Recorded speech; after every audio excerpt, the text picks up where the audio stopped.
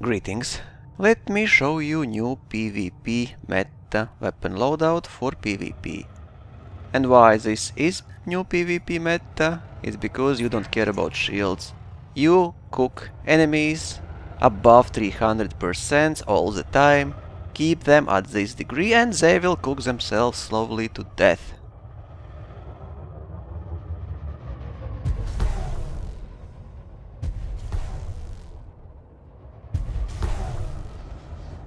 Watch how sparks are flying from enemy.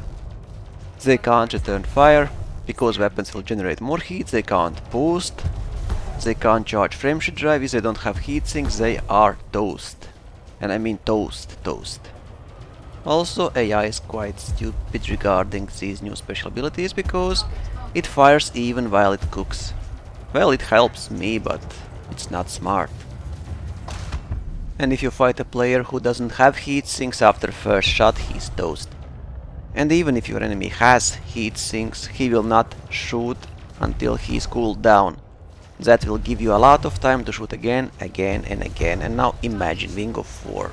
And I would say 2 torpedoes with reverberating cascade, 2 thermal cascade, bye enemies.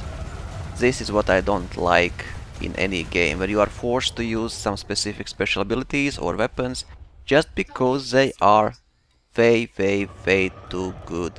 And after devs nerfed feedback cascade, I expect them to nerf also thermal cascade, because otherwise all PvP will come down to who has more heatsinks and better aim. It's not what I personally would like to see in Elite Dangerous PvP. I would like to see many different options, many crazy loadouts that work against some enemies but not work against another, but not like one ultimate loadout you will have. And I will not lower these Python shields at all. I want to show you that you can easily kill any size enemy with any shields. Just cook him long enough and he will be toast. And you might even kill frameshift drive before shields are gone. No need to target any subsystem, just cook, and if shields down, finish with corrosive shell, or just keep shooting until he cooks himself from inside out.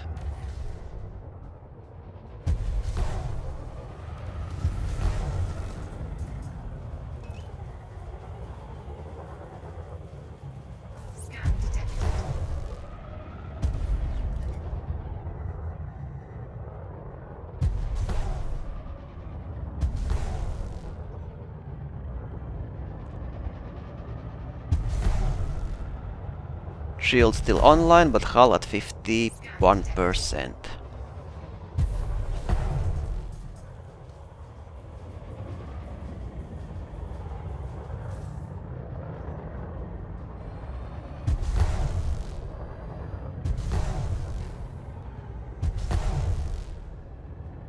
%, hull remaining.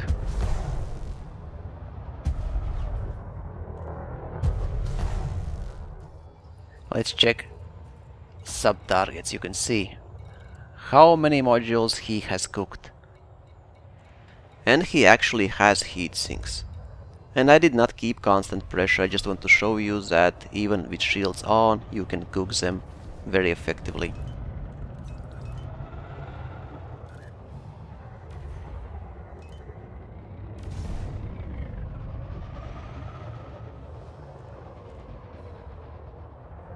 Basically, time is working for you, because enemy is slowly dying.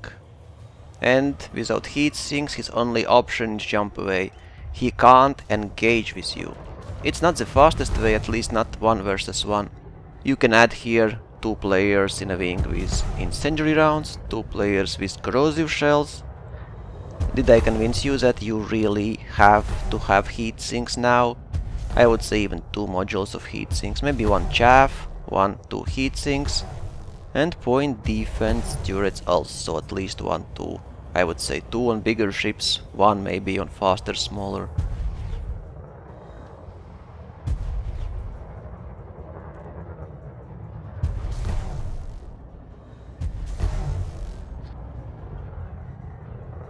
And now take a look at enemy hull. It's almost gone. I did not lower its shields and I still can kill it. and I don't have to worry about enemies shooting at me. NPCs do shoot even while they cook, but players probably will not do that. It will speed up their death. And anacondas obviously are easy target for this loadout. Every big ship which is not fast enough will suffer a lot from this. It doesn't matter how big your ship is, how big your shields are, you will cook like crazy if you under attack from thermal cascade. That's why I think it's way too overpowered now. Well, if devs nerfed feedback cascades, then I expect them to nerf this as well. You should not be able to cook enemies at such high degrees.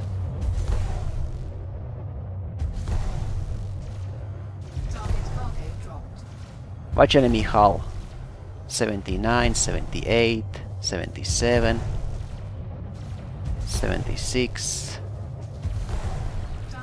4, and now you can just kill it with your corrosive shell.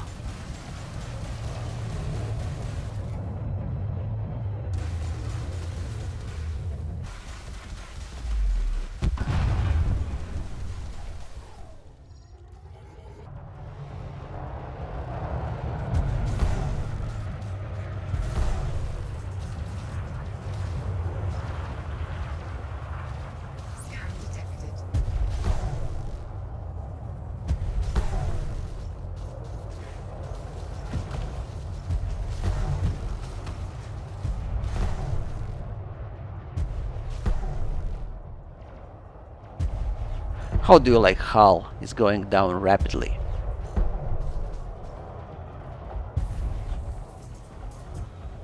Target cargo dropped.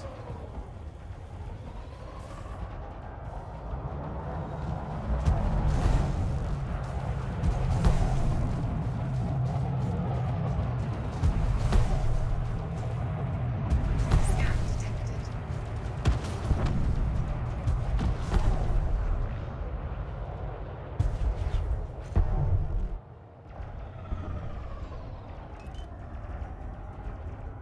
Scan detected.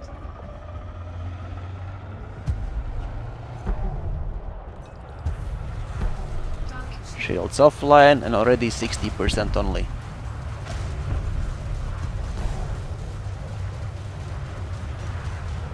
He's dead.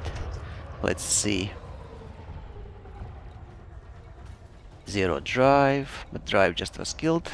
By the way, NPCs now are targeting drives when shields go offline, so be careful. They really are aiming for drives now. scan detected.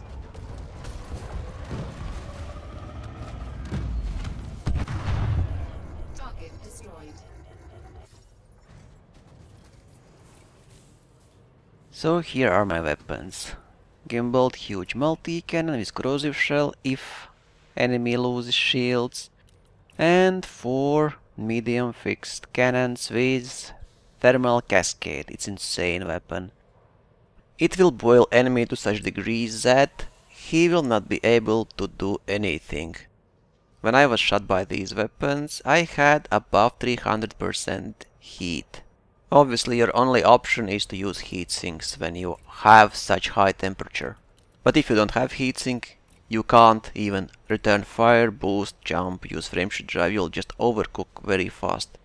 And if you even have heatsinks, you'll just pushing heatsinks every 10 seconds out, 10-15 seconds. And thermal cascade also might be very effective weapon against silent running ships if you can hit them with cannons. Imagine their temperature jumps to 300% instantly. Wow. Fly safe, commanders.